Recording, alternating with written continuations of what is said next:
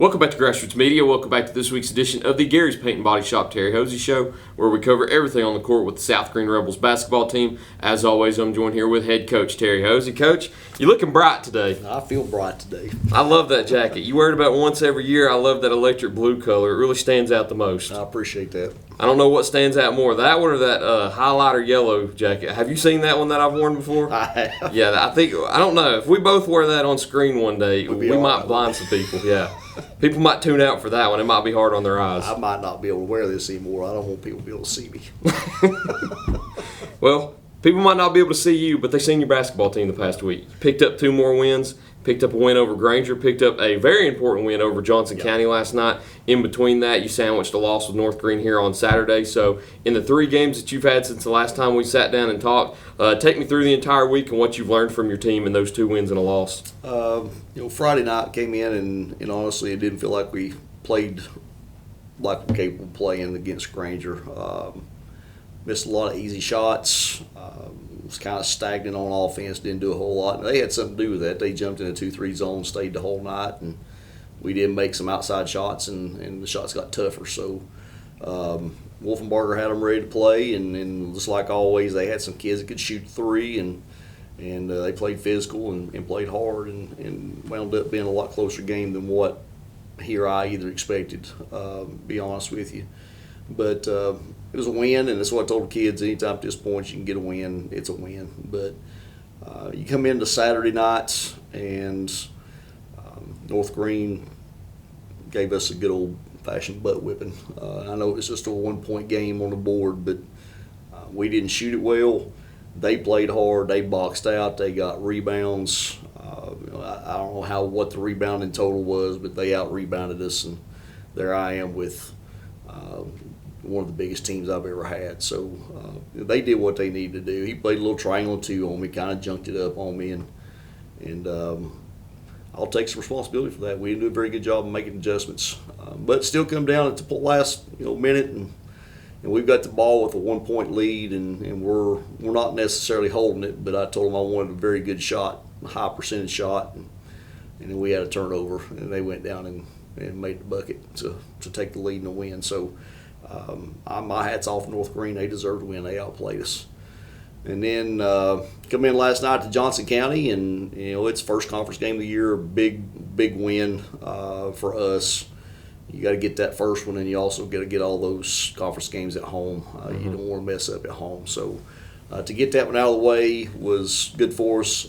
Johnson County come in, and they shot the ball really well, and they played hard. We were just very much bigger than they were.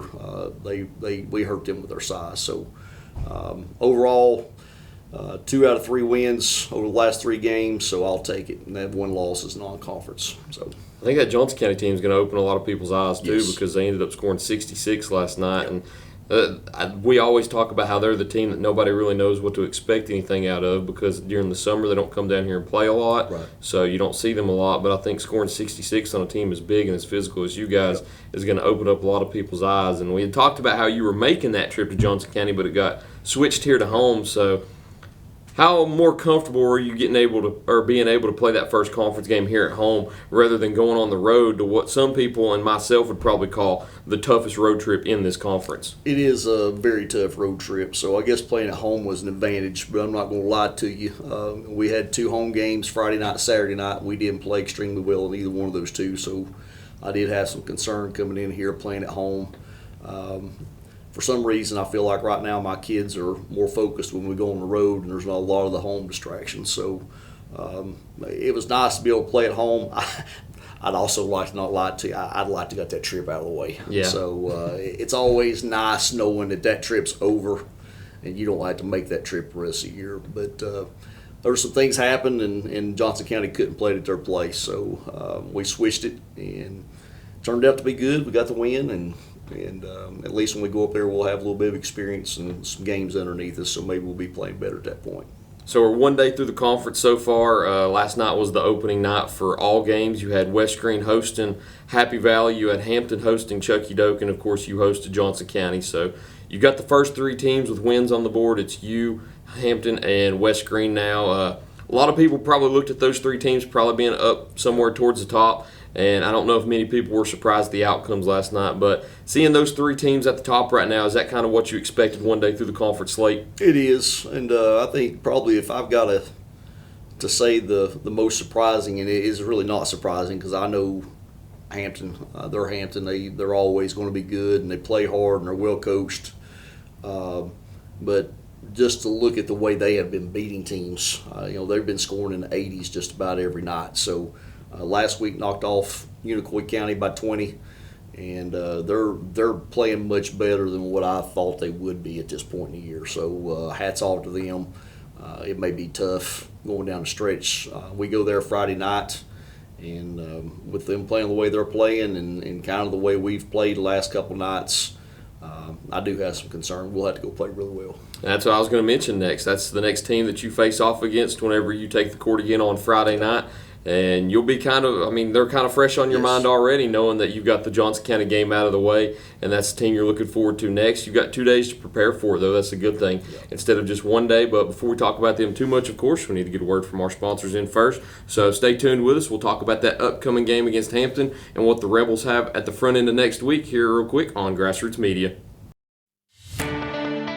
For more than 30 years, Tommy's Plumbing has served customers in East Tennessee with licensed and professional plumbing services. From installing your new faucet to replacing your existing piping system, our team at Tommy's Plumbing is trained to handle the job with professionalism, attention to detail, and integrity. By offering warranties on most products installed by our technicians, Tommy's Plumbing stands behind our work, ensuring that your plumbing needs are not only met, but that your problem is solved for the long term. When you need reliable and professional plumbing service, Tommy's is the only call to make. So give us a call today and let us show you the Tommy's difference.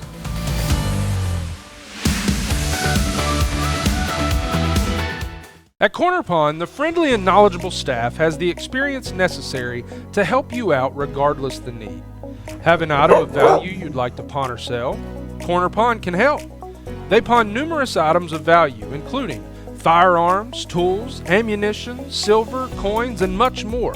When you walk through their doors, you'll find well-stocked shelves full of electronics, gaming systems, fishing and hunting equipment, car audio and accessories. And don't forget about the room full of guitars and basses and amplifiers, or their outside lawn and garden equipment. Corner Pond is a case knife dealer and carries numerous used knives as well. Stop by and let the friendly staff at Corner Pond help you today at 432 East Bernard Avenue, Greenville, Tennessee.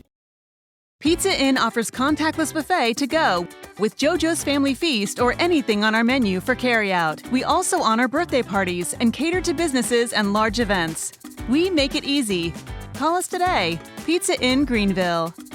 Welcome back to Grassroots Media. Welcome back to this week's edition of the Gary's Paint and Body Shop Terry Hoese Show, where we cover everything on the court with the South Greene Rebels basketball team. As always, I'm joined here with head coach Terry Hoese. So you got a tough 2-game stretch here coming up. You've got Hampton that we kind of alluded to a little bit before the break, and you don't have a game at the front end of next week. You've actually got a game on Saturday against Crockett. Already played them once this year. It's kind of the same situation as last year where you played them in the Hardy's Classic Championship, and then you turn around and you play them just another week and a half later. So you got a tough 2-game stretch here. Of course, the most important game coming up that I know you're thinking about the most is Hampton. We all know about that game last year. What a thriller it was. You've got the trophy right here that won our game of the year last year because I don't think any other game competed with that game, going to 3 overtimes. I know that you're hoping that you don't go into that same scenario this year. I know that I hope that you're not going into that same scenario because that was the most hectic atmosphere and game that I've ever been a part of. But unfortunately, I think that's what happens every time you step foot inside of a gym and play Hampton. Yep, absolutely. You know it's going to be a battle.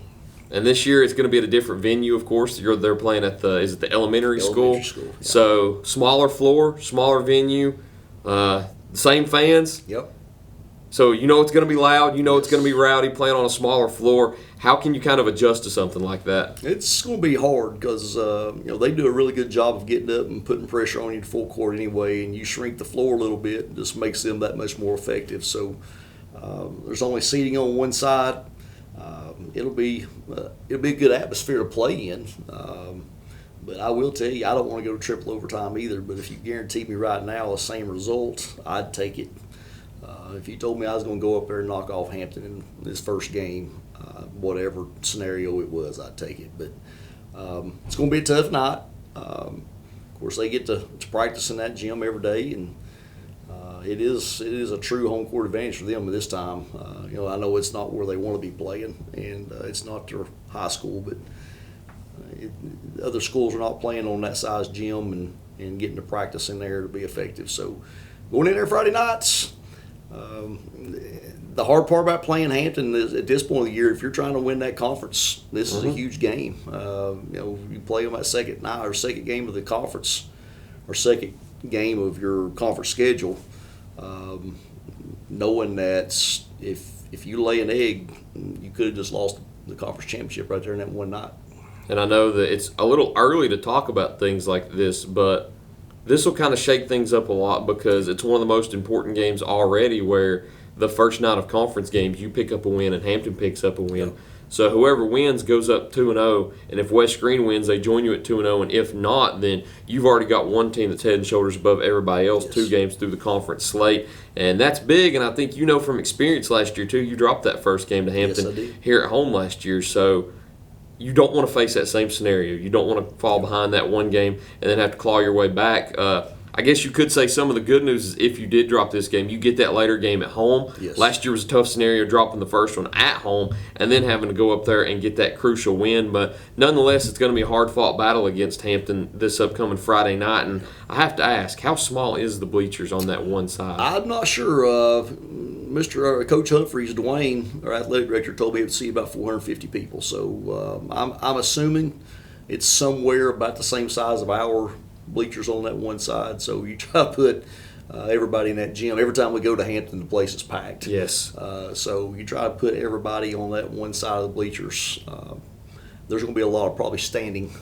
The reason I ask is I have to cover that game Friday night, so I will be Better showing get up there for the early. JV girls game because I do want to see it. I do not want to be Absolutely. standing the whole entire time. But following that game, of course, you've got the Crockett game on Saturday. I know you're not looking forward to it as much because you've got that crucial game with Hampton coming up. But from what you learned against the Crockett game the first time, you'll be going there to play Crockett again. So you'll be playing on the same court against the same team. You know they're going to adjust to some of the things that they weren't happy with the first time. What are some of the things you're going to adjust to going into this game? Not really a whole lot of adjustments for us. We'll work on taking care of the ball, in some zone offense. They played a wide 2-3 on us the whole night up there, and I don't know if that'll be the same thing that they'll do to us this time. We were able to make a lot of backdoor cuts and get a lot of easy buckets on them up there. So they're going to try to adjust their defense a little bit. But we'll definitely have to work on some zone offense and taking care of the basketball. I think they'll get up and try to get after us a little bit. They didn't put any pressure on us up there the other night. So he does a good job with his kids. You take their group last year, we knocked them off, beat them 40 in the Hardy's Classic Championship last year, and then a week later they beat me 4. And then went on to to be competitive in that league up there. So he does a good job with them. They'll be ready to play Saturday. And those are the 2 games you got this week before you go into the Big H Barbecue Christmas Bash next week. Won't talk about it too much, but man, I got to tell you, I'm excited for that barbecue. It's coming. I'm sure you are too. I am. But that's all the basketball we've got this week. We talked about football last week in the conference championship games. I think you did all right. I think you went 2-2 on those. I think you picked Clemson and Oregon, which ended up winning in those games. So we've got the 12-team playoff now. What's your first thoughts on it? I think Oregon's going to be a tough out.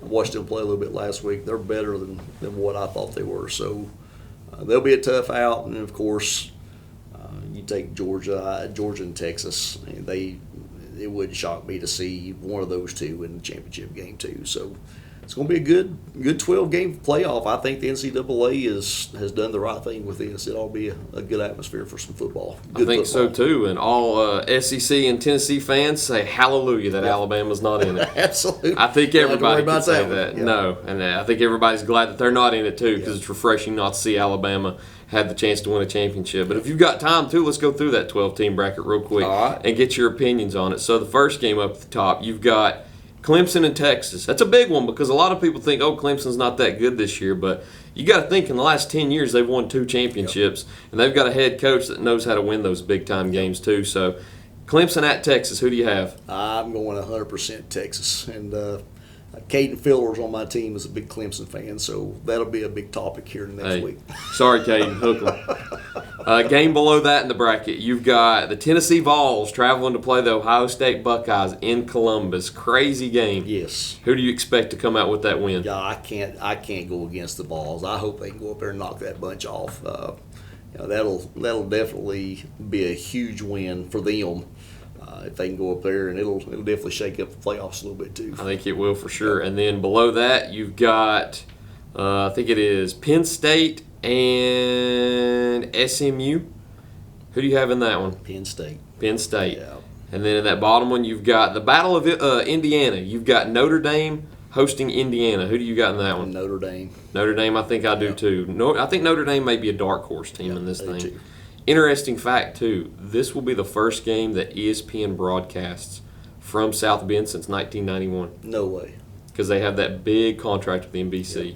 They've broadcasted other Notre Dames before, like in the playoffs or at other venues, but this is the first time ESPN will be on campus in South Bend since 91. That's crazy. An organization like ESPN, they're everywhere. So that's a big deal for them, too. It is. Cool. You've got Texas and Arizona State in the Peach Bowl in Atlanta. Who do you got advancing to the semis? I'm going to say, who is it now? Texas doesn't play. Texas plays Clemson, don't they? They do, and then if they win, they advance to play then, Arizona it'll be State. Texas, Texas all the way. Texas. And then you've got the Tennessee Vols playing the Oregon Ducks. We're going to have to go against the Vols here. We're going Ducks. As much as I hate to admit it, I would like to see Texas and Tennessee play in the semifinals. It would be cool. I think that would be awesome. I'm still waiting for that battle of UT. I know it'll happen somewhere down the road with the SEC scheduling, but it would be awesome to see it in the playoffs. But if that doesn't happen, of course, Texas and Oregon in the semifinals. Who do you have going to the championship game? I'm going with Texas. Okay. I think Texas is going to win this thing. They're good. I hope so. Then below that, you've got Penn State and Boise State. Crazy that Boise State is a 3 seed. You would have expected it 15 years ago, but I don't think you would have expected it this year. But here we are. Boise State's a 3 seed. Yep. Do you have them advancing, or do you have Penn State going? I've got Boise advancing. Okay. The running back is phenomenal. I really didn't realize how good that guy was until last week. He can flat play, and he's up for most rushing yards. He's getting ready to break a record there, even with Barry Sanders in a single year. That's pretty good shoes to fill right there. It is. I'm going Boise State. I like that. You got Georgia or Notre Dame meeting up with Boise State? Georgia. Yeah. Even with a backup, I think Yeah. Georgia's going to be all right. And then you've got Georgia and Boise State. Who's meeting Texas in the championship? It's going to be Georgia and Texas. Third time. A third time. And the crazy part is they will meet in Atlanta in Mercedes-Benz Stadium for the second time. And I guess that'd be like a month and a half for the championship. Who you crowning the champions? I'm going to have to go Texas this That's time. my man. That's a good pick right there. Unfortunately, I took Georgia because I was there on Saturday for that game, and I will say that is a home game for Georgia. Yes, it is. That is a home game for Georgia, being there and seeing that atmosphere. So if Georgia can make it back to the championship, that's going to be hard for them not to win. But unfortunately, I have Oregon beating Texas in the semis. But I would love to see Texas make it to the championship game. It could happen. That would be awesome, but I would not want to see it be against Georgia because I don't know if I could handle 3 losses to Georgia in a season. I don't know how you all have done it. Tennessee fans have lost to Georgia for, I think it's 8 games in a row now. I don't know if I could take 3 in 1 year. That's too much on a person. I think Texas wins this one. They should have won the last one. They had opportunities. I watched the first half of that game. We were on our way to play, and I got to watch the first half. I still don't know how they didn't score there in the first half, even what they did. They threw the ball all over the place. So I think they cash in and score some points this time and win that one. Got to clean some things up, but of course, outside of football, you got a big week coming up. Till the next time we sit down, you've got Hampton and Crockett, maybe the toughest back-to-back that you've got, being 2 of the toughest teams back-to-back, and with it being on back-to-back nights too. But hopefully when we sit down, we can talk about you being 2-0 in the conference, getting another big win over Crockett. I think you're 6-2 on the season now, 1-0 in conference play. So starting out right for the Rebels, and of course you've got that big old trophy over there, picking up another Hardy's Classic championship. Just gathering dust right now. Hey, it'll be in a trophy case soon enough, though. Maybe. But, Coach, that's all I've got for you this week. Thank you, Tyler. Thank you once again, absolutely, and thank you all for watching this week's edition of the Gary's Paint and Body Shop Terry Hoese Show. Look forward to seeing you next time here on Grassroots Media.